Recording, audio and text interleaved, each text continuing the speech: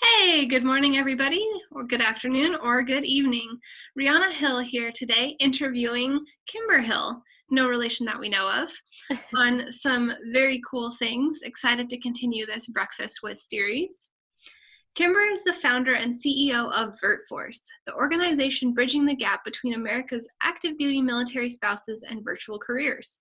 Kimber's work with VirtForce has seen over 200 military spouses #hired in less than 18 months and made a $6.5 million economic impact on the military community. So, hey, how are you today? Hey, I'm great. Rihanna, thank you for having me. Absolutely. I really appreciate you being on here and really excited to hear more of your story. Yeah, I'm honored to be a guest, and I appreciate you giving me a platform to share our voice and share our mission. Absolutely. Well, let's go ahead and kick this off with a very important question then. All right. With your pancakes. Okay, so there is a little bit of a story behind how I like my pancakes. My mother, growing up, would always make blueberry muffins, right? And my aunt would always make chocolate chip pancakes. So Yum. my favorite place to order pancakes at a restaurant is at Cracker Barrel. And I will usually get the blueberry because they have those big fat blueberries that they put Yeah. in there and they just burst under the heat. Yeah. But if where I'm eating or where I'm cooking does not afford for me to be able to put real blueberries in the pancakes instead of, dried blueberries, there's a difference, right? Totally. Then I want chocolate chip. Okay. No, So that, always mixed in the batter, yes. not just dumped on top. It has to be mixed in the batter and cooked that way. And nice and thick too, so they're not burnt. Yes, The nice and chocolate thick. especially. Yeah. And I like them big. I don't like the tiny. Oh, it is such a disappointment whenever I go and order pancakes somewhere and they come out and they're like silver dollar pancakes. They're little. Yeah. Even if there's 10 of them, it's just a disappointment to me. I can get on board with that. Very cool. Well, tell us a little bit more about who you are as a person. What makes you you?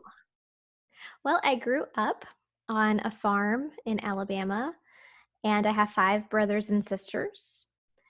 And I have a very strong work ethic. But as I was growing up, I was always just a little weird. And my brothers that were so great at sports, my sisters went into the military, they went into to the army, and I just wasn't really coordinated. And I was weak.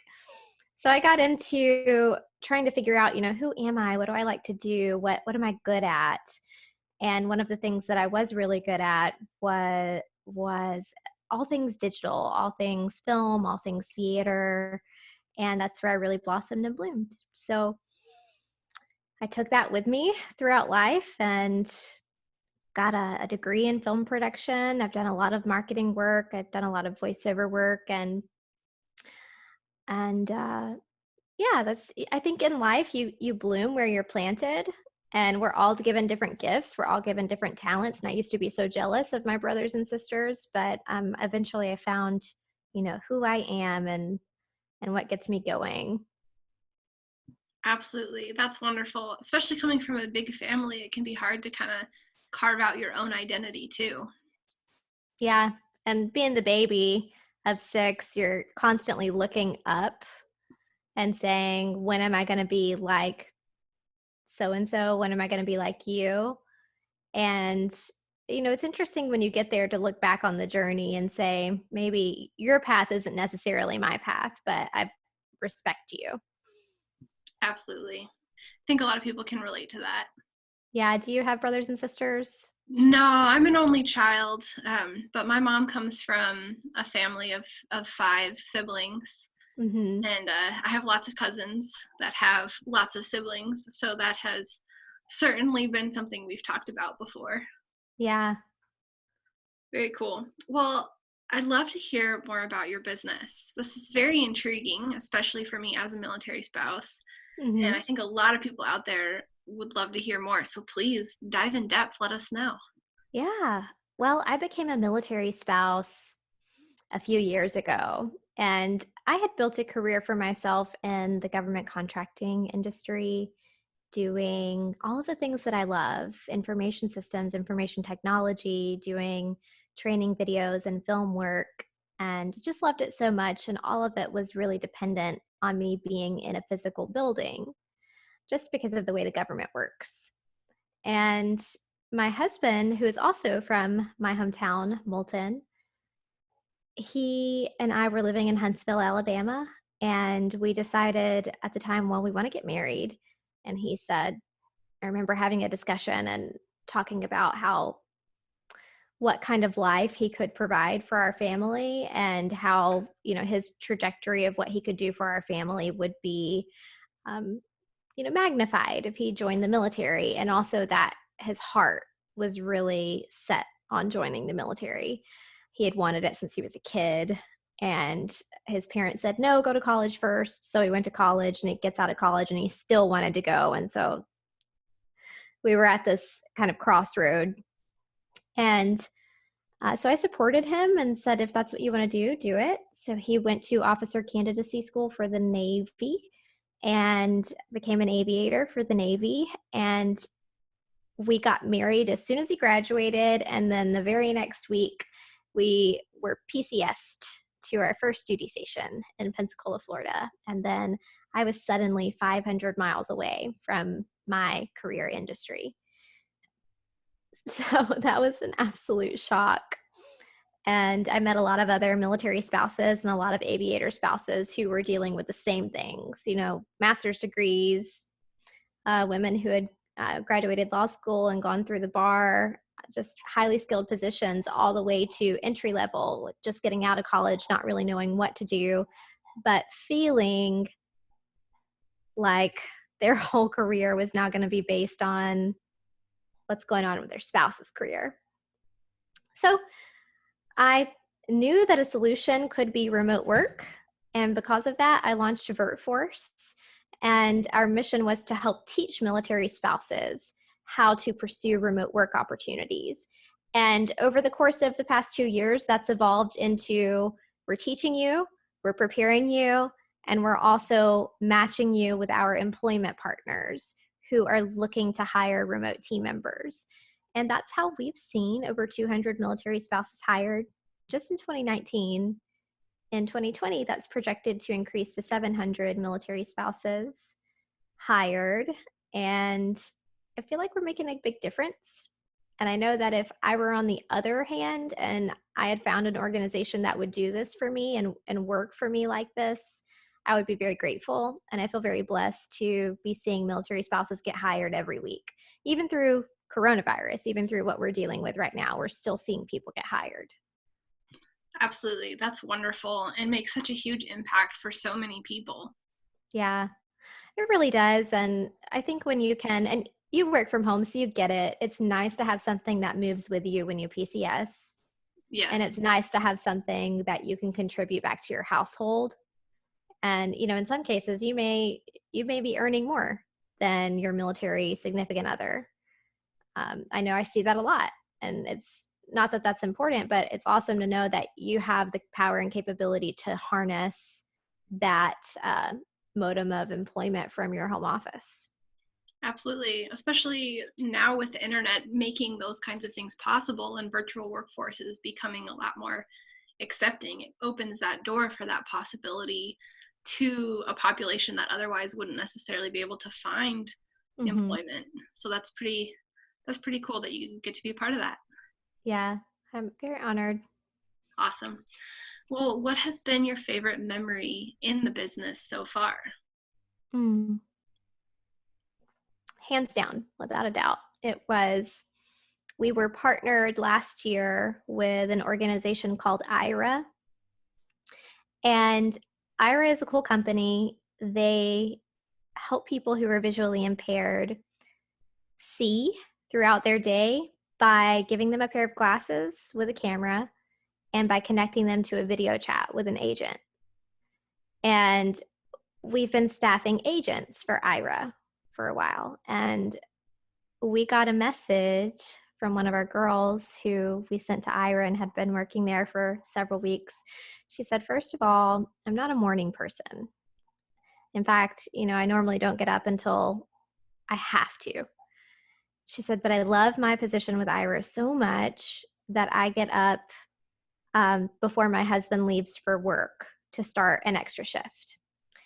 And then she said, moreover, I've been able to completely come off antidepressants since starting this job. And my whole life has changed because I'm able to work from home. And now I have something of meaning in my life that's outside of just being a mother and a spouse. Yeah. Wow. Yeah. That's really powerful. It is really powerful. We've had several other powerful ones too. I remember helping a friend in VirtForce. I mean, she looked for months, and I was feeling the discouragement with her too. A job search can just generally, on the general job market, can take you more than 6 months. But when you shift that to remote, it can take longer, right? Up to 9. 9. I've seen it go as long as 9. And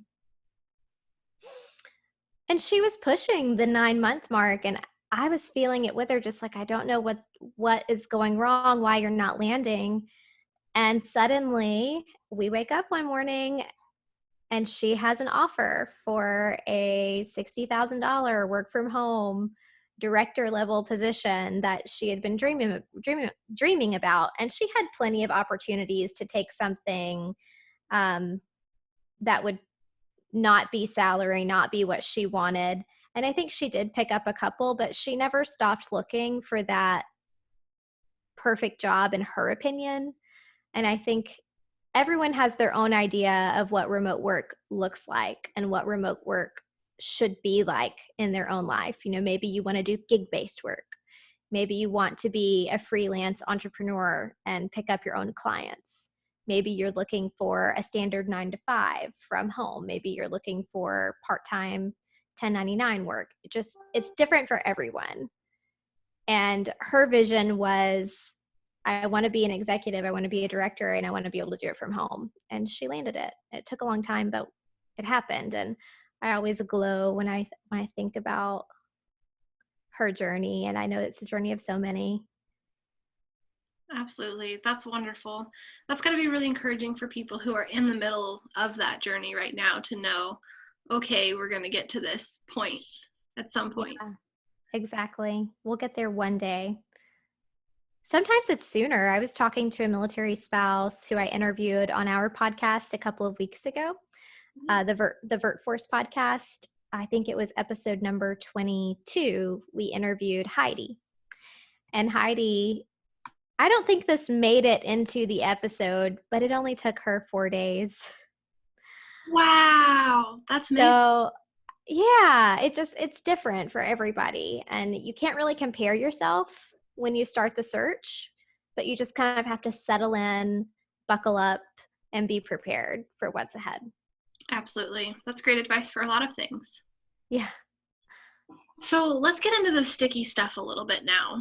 What are some of the major challenges in your business that you've had to overcome, or perhaps that you're still working on?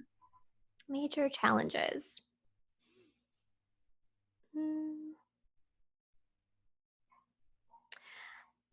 We've been fortunate to not have anything completely derail our organization. Our organization is 2 years old. Prior to this, I had been an entrepreneur in my spare time, just dabbling in areas. And I'd been very committed to launching an Amazon storefront. And I was successful in launching that in the UK and in the US. So when I started VirtForce, I didn't realize what it was going to turn into. So I think being brave enough to say, this is what it can be, this is what I want it to be, and being brave enough to leave the other businesses behind. I had to close 2 businesses to pursue this one with the fullness of heart, mind, and soul that I should be pursuing it with. So that was a challenge for me personally. Within our team, And within, the way that we run the organization, graduating from a baby startup to a full-fledged small business in its early years was a big challenge. And when I say baby startup, I mean, you're trying to find ways. You believe in what you're doing, right? We believe in military spouses as candidates. We believe they're the perfect fit for remote work. We believe in finding employers and helping them match with the right military spouse. So that's the easy part, right? That's what's driving you. But from the beginning, you're looking for opportunities to sustain your business and sustain your team members. You're looking for revenue. You're looking for a way to make what you do sustainable so you can do it for a long time. And you start finding little ways in the beginning. I think the first thing we ever did was we monetized our newsletter. All right, well, work continues to build. Work continues to grow. You create a newsletter, and the next thing you know, you're creating not a monthly newsletter, but a weekly newsletter. And the next thing you know, all of the people who want to be in your newsletter want it to go out every day of the week. And the next thing you know, you've got to graduate from a newsletter, right? You've got to find something more sustainable than an email push button. So transitioning from the baby into what we are now was a big challenge, because it's not just, okay, you can conceptualize the product that you want to put forward, but are you conceptualizing the processes, the systems, and the tools that you need? So one of the biggest and bravest things that we did was we graduated from, I think, a $20 a month email system to a $500 a month CRM system. Now, granted, our $20 a month email system had begun to cost us close to $200 a month, because every time we were adding new contacts to it, it was going up in price. That's how they get you, right? So making that leap, making that step, and then saying, listen, it's time for us to grow up. It's time for us to transition into a full-fledged, enterprise and open different departments and start building out our team. That was hard. It was scary. I mean, it still is scary, and I think it's scary for any business owner, but you just have to be brave enough to do it. Definitely. That's some fantastic advice and a really wonderful story. I think a lot of business owners kind of go through those phases of growth, and it can be hard. It can be really hard to get to that next level. Perseverance is key too. That just don't give up. You pick what you want and go for it. If it doesn't work, give it 60 days, give it 90 days. If it's not working, ditch it and move on. It's not a failure, it's a lesson learned. Yeah, absolutely. There's lots of lessons learned in business. Very cool. Let's go ahead and shift gears a little bit here and talk about your first jobs. What were some of the first jobs that you had, and have those helped you in any way get to where you are now? That's a great question.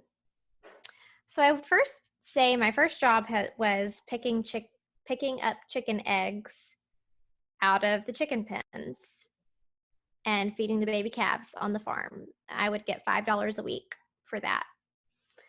And that was on my parents' farm, I'll specify. And I remember that growing up very money conscious and growing up knowing that if I saved my money, I would be able to use it on things that were important to me. So my parents taught me that at a very young age. And I do think that has instilled this entrepreneurial spirit in me, knowing that I can control my revenue, my personal revenue, and I can make sort of my own, economic future happen. And they taught me that at a young age.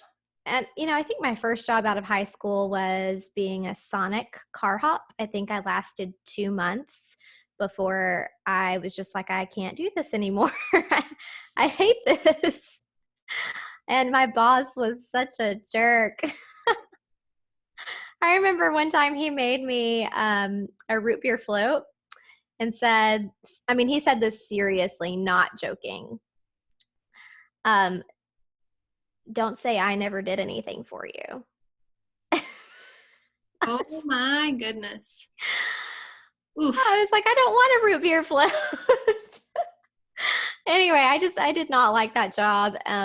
So this is what I did. I made my resume. I had nothing to put on my resume, right? I had my Sonic car hop job and some college classes I had taken in high school, but I had all of my skills and things that I knew that I was good at. I printed it off and I just started walking the streets of the closest city. And I was walking into businesses and handing my resume out. And I think that, the work ethic that my parents ingrained in me when I was growing up on the farm, and knowing that my brothers and sisters were already working and already had great jobs, that really motivated me to do that, to get innovative and just start walking.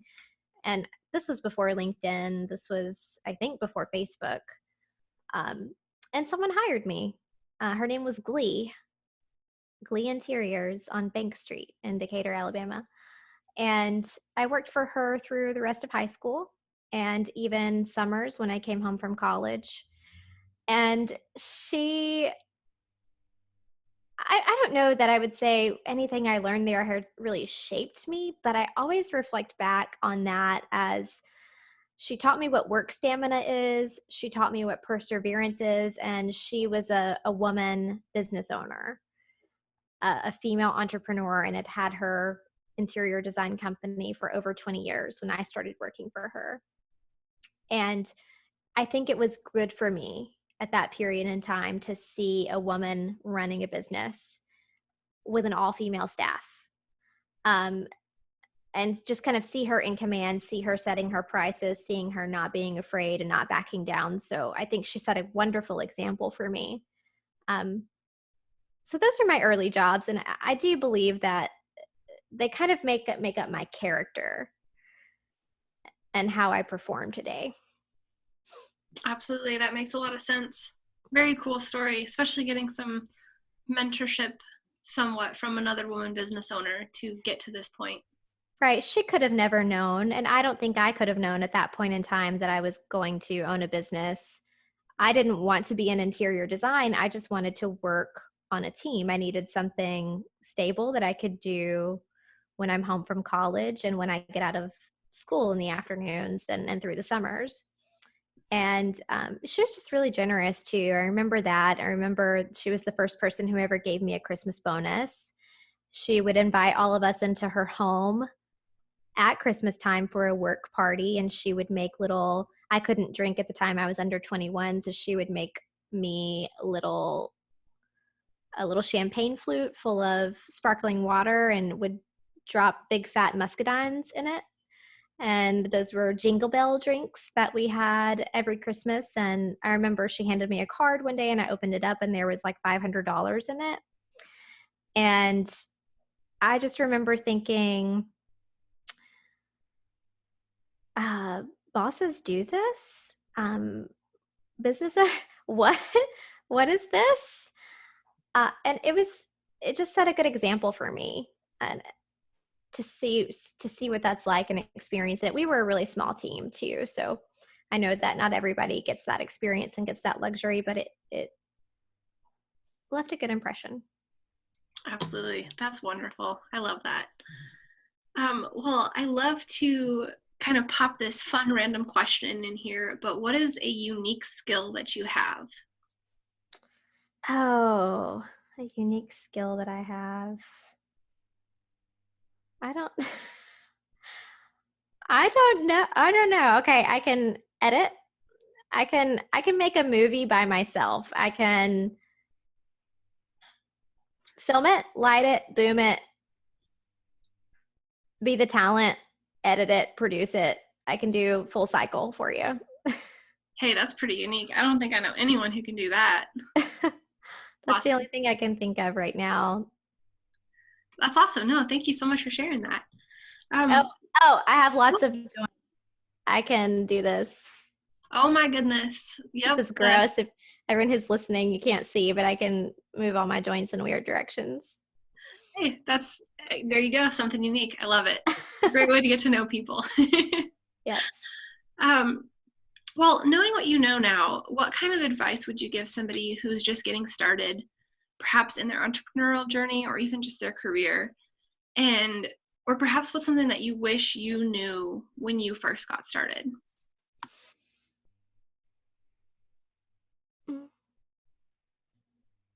I think it's, for me, if I would have known everything I know now, it might have scared me away from doing what I'm doing and what we're doing. So ignorance is bliss. Follow your heart. If you have a passion for it, go for it. If you want to do something, do not hesitate. Research how to do it. Just-in-time education. Figure it out immediately and go ahead and implement. One of my favorite things to say is start ugly.